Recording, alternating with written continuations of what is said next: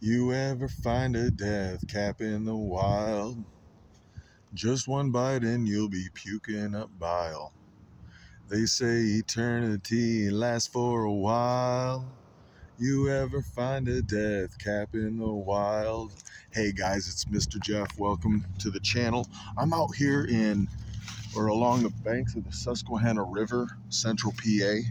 And with mushroom season approaching fast, I wanted to save some lives. So the information you're about to hear today is crucial for the mushroom community. Yo, check this out. So, you know how I like to talk about mushroom chemistry? Well, we're going to discuss amatoxins today. I drew this funky looking nasty polypeptide molecule here on the side of my truck for y'all to see.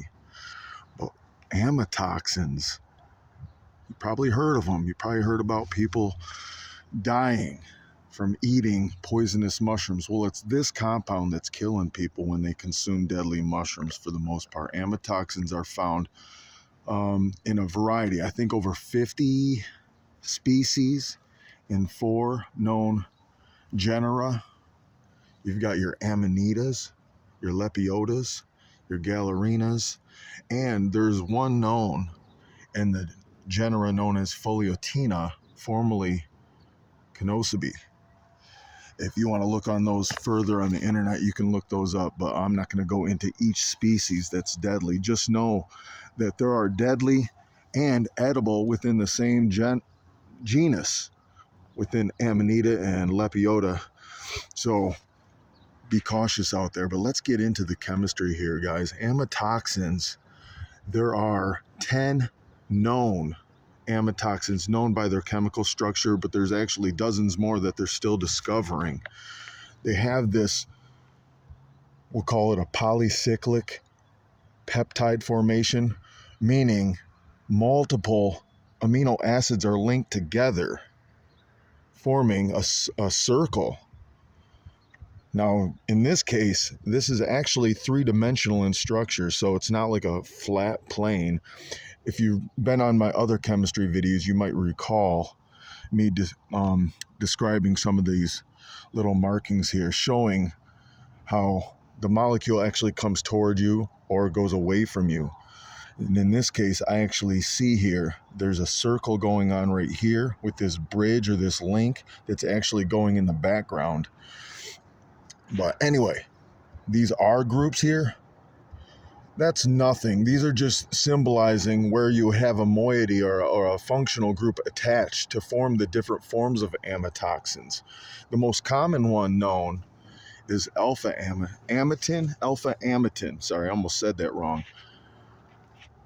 Alpha-amatin has a lethal dose 50 of 0.1 milligrams per kilogram of body weight. Now, what is an LD50? What is lethal dose 50?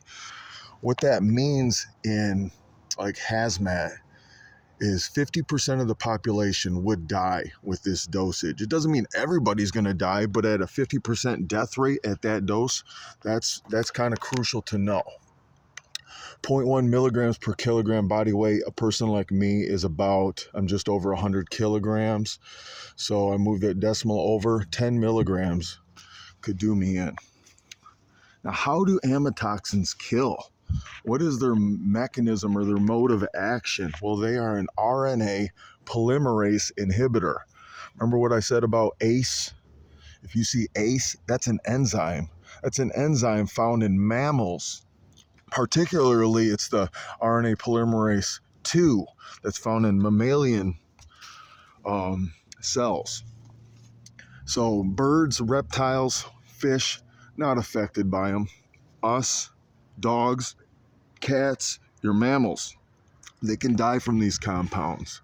RNA polymerase is used in every cell of your body to produce proteins through gene expression. There's a cascade of events that causes your cells to reproduce, to make new ones, because cells don't live forever. You do not have the same cells you had that you were born with. They have to reproduce and make new ones constantly. Recycling, old ones die, new ones are formed. But when this is inhibited or stopped, the cells they'll die, but they will not continue to make new cells.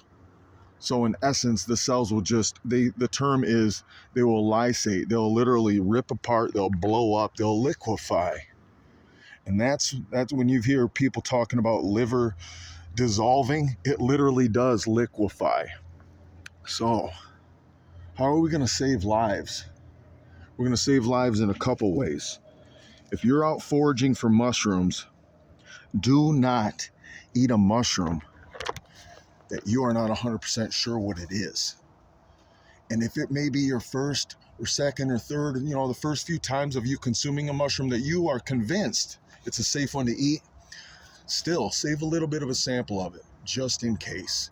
So if you do have to go to the hospital, you've got evidence of what you ate. That's crucial, guys.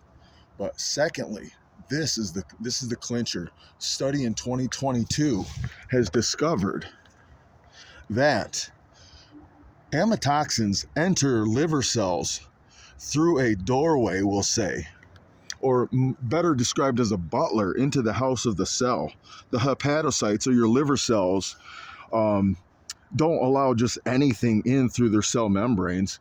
In the case of amatoxins, they are escorted in through a compound or through an enzyme called organic anion transporting polypeptide, specifically 1B3. I know that's all fancy and stuff, but what does that mean to us? Well, if they can only access the inside of the liver cell through this gateway, scientists in 2022 have discovered that a common compound found in hospitals can actually block this from doing its job, preventing amatoxins from entering the cells of the liver. And that compound you may have heard of before is known as cyclosporine A. Cyclosporine A is an immunosuppressant given to people who've gone through organ transplants to keep the body from rejecting the organ. But in this case, if it's administered every 4 to 6 hours after mushroom toxicity, or I should say after mushroom consumption, it'll actually block it from entering the liver cells, and it could very well save people's lives. Whose lives is it going to save? Well, commonly, we find that amatoxin poisoning is found in Asian communities where these mushrooms, like the death cap mushroom, is easily mistaken for a common Asian mushroom known as the paddy straw mushroom. And as a fun fact, this is going back to those who are University of Michigan fans or from Michigan, Ann Arbor. There is a report from 1945. This is just a little fun fact to end the video, that a family had gotten sick and a few members of the family had died from eating death cap mushrooms that they had mistaken for these paddy straw mushrooms. And the following year, a tree in their front yard had a mushroom growing out of it. It was the silky rosegill mushroom, Volvariella bombacina, I believe. But it's a non-toxic, it's actually a delicious mushroom growing out of this tree a year later in their yard, and it looked like a death cap mushroom. So folks in the town and in the neighborhood had thought that spores from this deadly mushroom had gotten on the tree, had fruited, and people had refused to even touch this mushroom they called the ghost mushroom. But that's what happens when there's not enough education and information getting around. People get scared. There's mycophobia as a result. And we want to get rid of that. We want people to be educated so they can move forward and safely forage and educate other people on mushroom safety. And let's grow this mushroom community. So if you want to keep people from dying from these mushrooms, take that first tip I gave you and let's share this video. Let people know. If I ended up going to the hospital after consuming a deadly mushroom, I am letting the doctors know, hey, get me cyclosporine A in my body pronto, every 4 to 6 hours until there is no trace of amatoxins in my blood plasma. If you learned anything today, if you had fun, if you thought I'm being a little goofy with my little song in the beginning, whatever, drop me a like on this video. Help this video get around into the myco community. Till next time, peace.